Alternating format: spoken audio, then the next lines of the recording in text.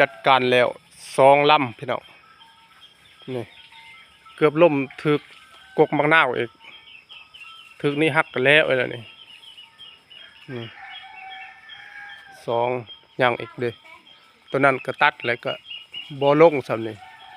มันไปเกาะกันอยู่หั่นเกาะกันแต่หั่นยันมันสิล่มถึกพุ่นบ่อนหั่นเพื่อนพอดีสิแพ็กแตกเลยจันจักเสร็จแนวใดแกะบ่ตกแล้วผู้เดียวนี่2 คนนี่ผู้หนึงเกาะอยู่ให้ก็ใครได้อันนี้ไปติดอยู่บนหันนี่บ่ติดนี่บ่ลงซ้ำตัวนี้นี่ตัวตัดนี่บ่ลงครับวุ่นวายไปหมดนี่คันไปตัดเท่านี้อีกบัดนี้ยานมันสิล่มไปทับถือเฮือนบนหันนี่พอดีลบสิแตกอีกยุ่งอีกหั่น